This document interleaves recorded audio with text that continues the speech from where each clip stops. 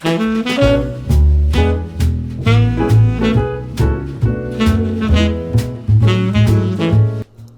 back to my channel. In this video, I will show you how I made my skirt for Elsa's spirit gown at the end of Frozen 2. If you would like to learn how I make the other parts of this costume, you can check them out in the description with the list of materials used on this garment. So I started out by cutting the chiffon layer of the skirt, and I cut it out with the pattern that I drafted earlier. Then I stitched the panels together to create the full skirt without adding the darts. That step comes later. Once all 4 panels were sewn together, I took the entire thing to my Janome Air Thread 200D and did a narrow rolled hem on the front panels and the bottom hem. Then, once the edges were hemmed, I dip dyed my skirt using the synthetic Rit Dye in purple, and I let it hang to dry over the weekend. While that dries, I cut out the pattern on my satin fabric exactly like I did the chiffon for starters.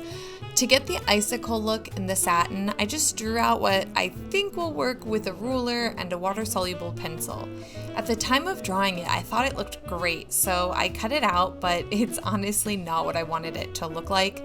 The cutouts need to be much, much longer up the dress, but I had already cut and sewn it down before I came to this conclusion, and I just gave up on trying to make it look perfect and worked with what I had previously done.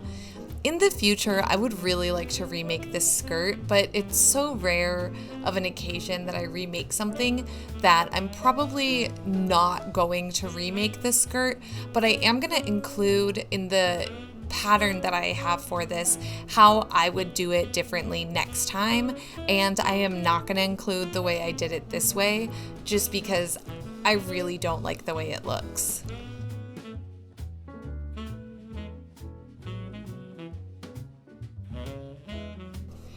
The next step was to sew the satin panels together, but before I did this, I marked where the darts needed to go so I would have that later when it was time to sew the darts of the skirt. Once the satin pieces were sewn, I stitched the satin to the chiffon at the top, making sure to line up all my seams, and then for the front 2 panels, I folded the satin over the chiffon and stitched it down. Now, to prep for the satin stitch, I'm going to pin each of the pieces down and then stitch them down on my machine. I did half of the skirt at once and then I did the second half at a second time, but to stitch this down, I used a 4mm base stitch at first, and it created really tiny gathers, and instead of messing with my tension, I decided to see what it would look like with the 3mm stitch, and it was perfect, so I just kept it like that.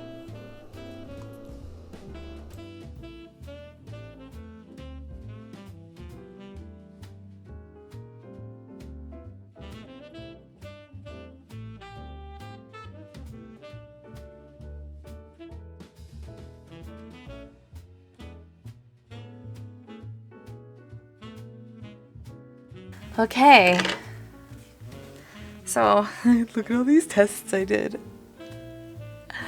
Lots and lots of tests. Finally got it to do what I wanted. This one here was pretty good, but I had to actually pull from the back, and that's so bad for your, like, the tension on your machine. And I was struggling really hard to get it to work, but this one I did not have to pull. I just had to let the feed dogs do their job. I also think this is the perfect width. I'm hoping that I will at least put like a screenshot or something in this point to show you guys the settings I did on my machine. For the satin stitch, I placed some tearaway stabilizer behind the chiffon, and with the satin layer on top, I satin stitched over the edge of the satin onto the chiffon. I tried to get this as even as I possibly could, and I actually used a really nice polyester thread from Quilters Select, and when it actually stitches out, it looks like so satiny. It's really, really pretty, and I highly recommend that if you're going to do any kind of satin stitching to use a satin thread or polyester thread. It just looks really beautiful and rich. And then every time I did a pivot for the both of the points, I would keep my needle in my piece so that I could just lift my foot up and then turn it around the needle.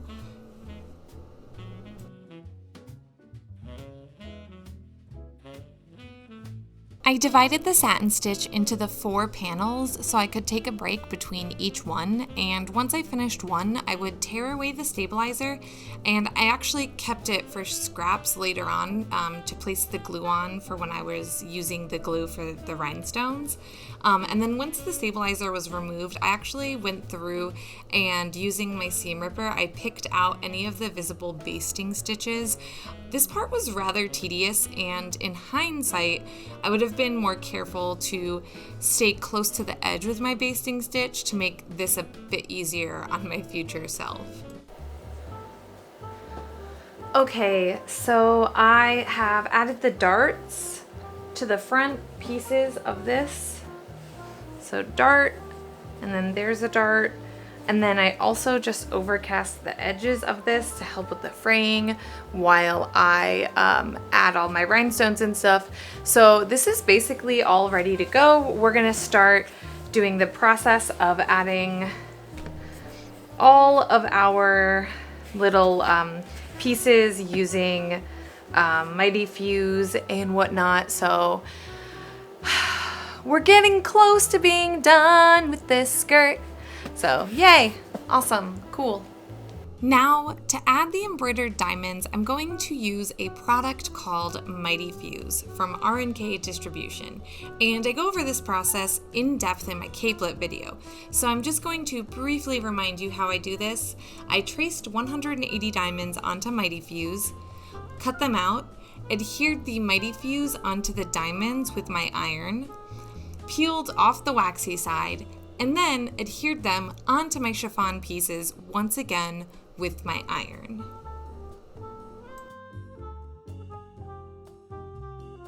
And now, time for my favorite part of every Casey Renee cosplay video, rhinestoning. Watch me take 30 to 45 minutes of rhinestoning and time lapse it down to about 30 seconds.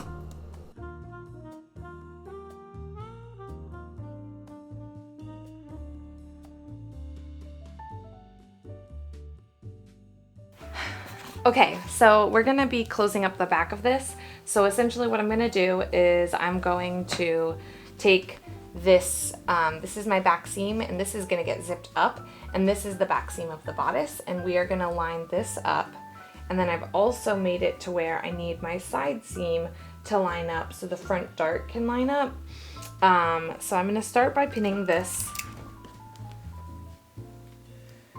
And I don't want, my bodice is like not quite as large as it should be, so that might be problematic when I get the zipper in, we'll see. So I did make the back panels a little bit longer or a little bit wider because I wasn't sure if I wanted to gather them or if I wanted to pleat them down. I definitely know now that I want to pleat. So what I need to do is take, this is my side seam and this is the side seam of this, and like just line this up like so. And then I want my pleats to be a little bit closer to the back because I do want it to kind of, I have like just I have a larger butt than Elsa does, and so just to kind of make it look a little bit nicer, we're gonna get these a little bit closer to the back so that it's not like, we're kind of just emphasizing it, I guess. We're just owning the shape of my body and working towards making this look decent on my body. Okay, so then the next step I need to do is, this is the front dart and this is the center front, and I need this dart here to line up with the dart in the skirt, which it looks like they do. I'm just having a little bit of a weird thing right here. I think maybe I made this pleat a little bit too big. So we will do this.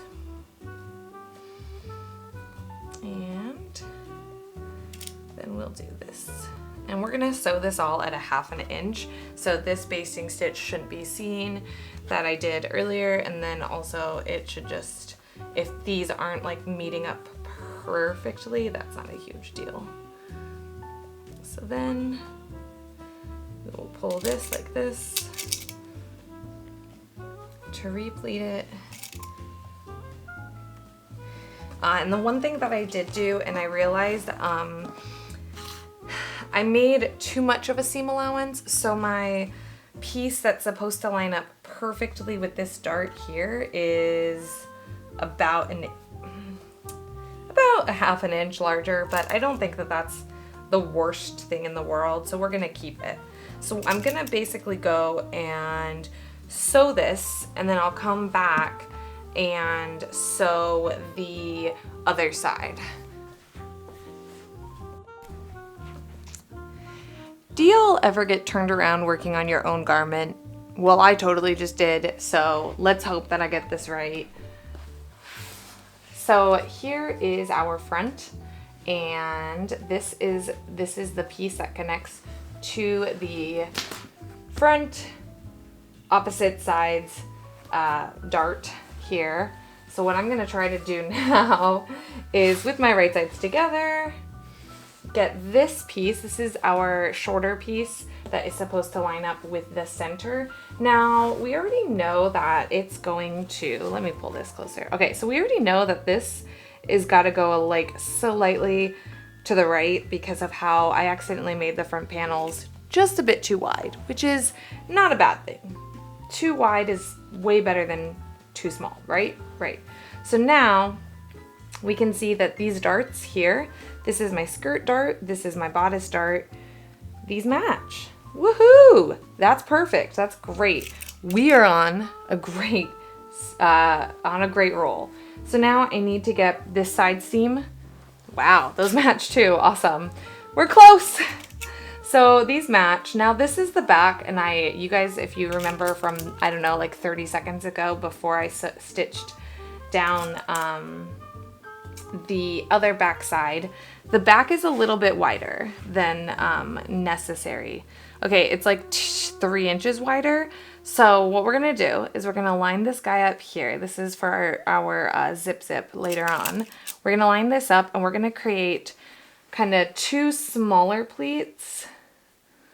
And this is just gonna create a fullness again in the butt area. And I think it'll help just kind of lead into the fact that this is the shape of my body. If you don't want to do this, you could also create a dart right here and then take this, like take off the back seam allowance. But this is like this is how I plan to do it, and I'm fine with it. I also think it's reminiscent of my Constance Hatchaway, like the back of it and how it kind of creates a nice little curve. So that's kind of what I'm hoping will happen when I wear this. I'm going to sew this, I'm going to get a zipper in it, and we'll get it on my dress form. Maybe we'll try it on. I don't know. So here is the first fitting of it, or like the last fitting, I guess, because this photo is taken, like, this is basically, I'm done with it. And there's a lot of things that I wish I could change about it. The biggest thing is I wish I had stayed on task and finished it around when I started it. I think I draped the pattern almost 2 months before I actually ended up finishing the gown, and I had gained some weight over that time. So the sleeves are just a bit too tight, and I also just wish that I had been more, like, paid more attention to the reference image when it came to the skirt. But I just wanted to get it done, and I'm not very confident making like skirts like this that don't go over corsets or petticoats or anything like that. So this was definitely a huge challenge for me.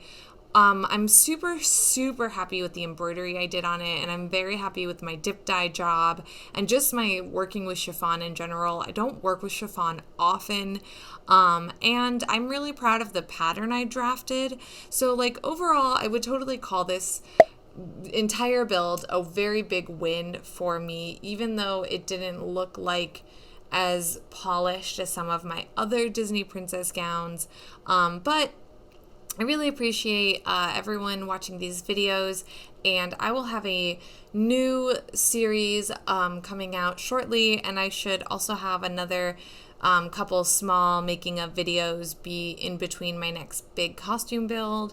So make sure to subscribe to my channel. I upload every Wednesday and Sunday. Thank you so much, and I will talk to you very soon.